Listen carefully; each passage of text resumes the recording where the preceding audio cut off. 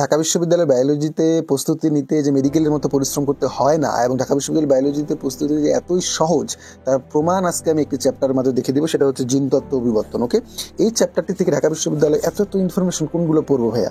বিশেষ করে বায়োলজিতে প্রত্যেক লাইনে ইনফরমেশন সবগুলোই কি আমাদের পড়া দরকার? না, পড়া দরকার না। ঢাকা বিশ্ববিদ্যালয় কিন্তু 20 বছরে যে কোশ্চেনগুলো করেছে আমার এখানে অ্যানালাইসিস করা রয়েছে, তোমরা দেখলে বুঝতে পারবে যে টাইপ 1 আমি রেখেছি, যে ফিনোটাইপ কত, এপিস্টাসিসের অনুপাত কত, অনুপাতটি কত, ফিনোটাইপের অনুপাত কত, ফিনোটাইপিক অনুপাত কত, জেনোটাইপিক অনুপাত কত, মেন্ডেলের প্রথম সূত্রের অনুপাত কত, ব্যতিক্রমের অনুপাত কত, লিথাল জিনের অনুপাত কত।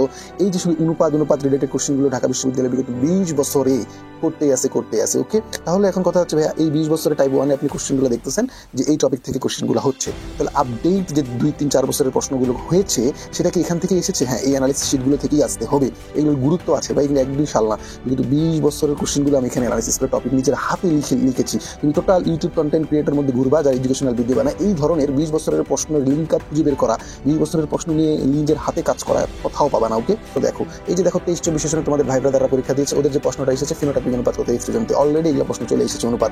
তারপরে দেখো ভাই আমি 23-24 সেশন মানি না, আপনি আরো আগে যান, তাহলে 22-23 সেশনে দেখো তোমাদের যে সমপ্রকটতার ফিনোটাইপিক অনুপাত, আবার এই ফিনোটাইপিক অনুপাত চলে এসেছে। ওকে ভাই, আপনি 22-23 বললেন আমি মানি না, আরো আগে যান, 20-21 যান, 20-21 দেখো দৈত্য প্রচন্ড এপিসেশন অনুপাত, তাও ওই অনুপাত এসেছে। আমি মানি না, আপনি 23-24 সেশনে বললেন অনুপাত, আবার দেখেন 23-24 সেশন আরেকটি প্রশ্ন এসেছে রক্তের কোন গ্রুপে অ্যান্টিজেন অনুপস্থিত, আপনার এই প্রশ্নটা তো শিখে নাই, কে বলতেছে নাই। দেখো এই যেটাকে আবার রেখেছি টাইপ 2-তে, টাইপ 2-তে রক্ত রিলেটেড প্রশ্নগুলো ঢাকা বিশ্ববিদ্যালয়ে খুবই আসে। ও রক্ত গ্রুপের বৈশিষ্ট্য কি, কোন রক্ত গ্রুপে ইউনিভার্সাল ডোনার বলা হয়।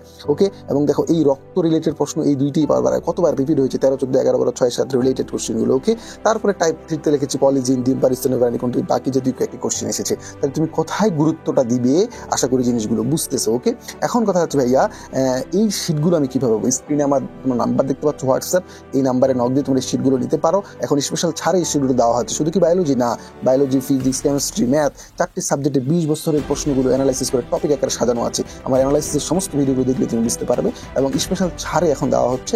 যারা এখনো সংগ্রহ করে নিবে, আর যারা সংগ্রহ করে নিয়েছে তোমরা তখন জানোই যে কোনো একটি চ্যাপ্টারের কোন জিনিসগুলো তোমাকে আগে পড়তে হবে 60% মার্কস পাওয়ার জন্য। ওকে, এখন কথা হচ্ছে আমি যদি একটু তোমাদের বইটা দেখে দেওয়ার ট্রাই করি যে বইয়ের কোন জায়গাগুলো আসলে পড়া উচিত, তাহলে তোমরা একটু বুঝতে পারবে। যেমন এখানে আমি যদি বইটা উল্টিয়ে দেখি যে জাস্ট আমি ইম্পর্টেন্ট লাইনগুলো জাস্ট পড়বো। ওকে, যেমন এখান থেকে ভাইয়া বললো যে জাস্ট অনুপাতগুলো, জাস্ট এই অনুপাতগুলো দেখবো, শেষ। এই পেজ আর কিচ্ছু পড়বো না, কিছু জানা দরকার নাই তো, শেষ। এই যে পিস্তলটা জাস্ট অনুপাতটা পড়বো, শেষ। এবং কিসের অনুপাত এটা খালি মনে রাখার ট্রাই করবো। ঢাকা বিশ্ববিদ্যালয়ের জন্য শেষ। এখন কথা হচ্ছে যে রিটেনের জন্য কিছু কোশ্চিন আমার রিটেন সাজেশনে আছে, সেই রিটেন সাজেশনগুলো তোমাদের সংগ্রহ করতে হবে। সবগুলো একসাথে আমাদের প্যাকেজ আকারে স্পেশাল ছাড়ে দিয়ে দেওয়া হচ্ছে এখন। ওকে, তো এখানে দেখো অনুপাত ছাড়া আমি কিছুই পড়ি নাই, এবং এখানে তোমার এই ছোট ছোট তুমি সূত্রগুলো একটু জানা রাখতে পারো। মেন্ডেলিভের প্রথম সূত্রটি এবং এই প্রথম সূত্রের ব্যাখ্যা ট্যাখ্যা, এই ফ্লো চার্ট আসবে না ভাই, কারণ এতটুকু জায়গা দিবে তোমার, এতটুকু জায়গা দেওয়ার ভিতরে তোমার সেই রিটেনগুলো দিবে না যেগুলোর স্পেস 1 পেজ 1.5 পেজ। আমি বাজারে অসংখ্য বই দেখি যেগুলো রিটেন এত বড় বড়, যেগুলো ঢাকা বিশ্ববিদ্যালয় কখনো করবে না। আমি ঢাকা বিশ্ববিদ্যালয়ে প্রথম লিখিত পরীক্ষা অ্যাটেন্ড করি, আমি তো জানি স্পেস কতটুকু দেয়, আমি তো জানি কেন এই প্রশ্নগুলো দিচ্ছে ঢাকা বিশ্ববিদ্যালয়, আমার ব্যাখ্যা সহ প্রমাণ সহ দেওয়া আছে। ওকে, তো এই ছোট ছোট জিনিসগুলো এখান থেকে তোমরা দেখে নিবে। এবং এখানে যেমন হিমোফিলিয়া, এই যে এই পার্টটা খুবই বেশি ইম্পর্টেন্ট, এই রিটেনের জন্য কিন্তু এটা কিন্তু অনেক ইম্পর্টেন্ট, যে হিমোফিলিয়া কি, তারপরে ওই যে মাস্কুলার ডিস্ট্রফি কি, ডুসেন মাস্কুলার ডিস্ট্রফি, এই যে বিশেষ করে এবিও ব্লাড গ্রুপ, এটা প্রচুর ইম্পর্টেন্ট, এটা 3 স্টার দিয়ে রাখা ঢাকা বিশ্ববিদ্যালয়ের জন্য। ওকে, একবার 3 স্টার, এইটার কোনো কিছু বাদ রাখবা না। এবি ব্লাড গ্রুপ কে কাকে দিতে পারে, অ্যান্টিজেন রিলেটেড, বিশেষ করে এই যে এই প্রশ্নটি। ওকে, যে গর্ভধারণজনিত জটিলতা, এই জায়গাটা খুব ভালো করে তোমাকে পড়তে হবে, কারণ কোনো একটি চ্যাপ্টার পরে তুমি অ্যাপ্লিকেশন টাইপগুলো কি বুঝলা, তুমি কোনো প্রবলেম সলভ করতে পারো কিনা।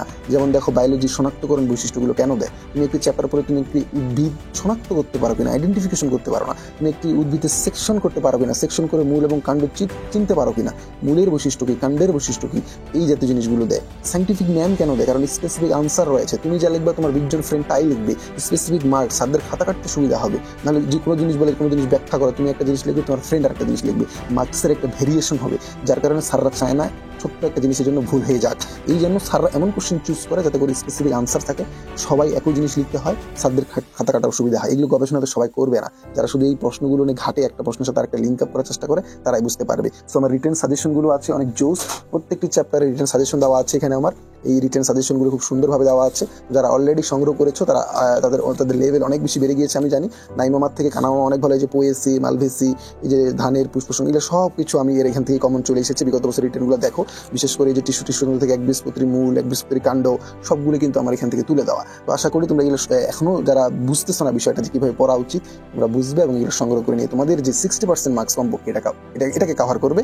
দেন তুমি সময় পেলে 60% থেকে 80% কনভার্টে করবে, কিন্তু আগে একটি সিট কনফার্ম করতে হবে। ওকে, এই সিটগুলো সংগ্রহ করে এই জিনিসগুলো করে ফেলতে পারলে এই 60% চোখ বন্ধ করে তুমি 60% মার্কস তুমি কভার করতে হবে।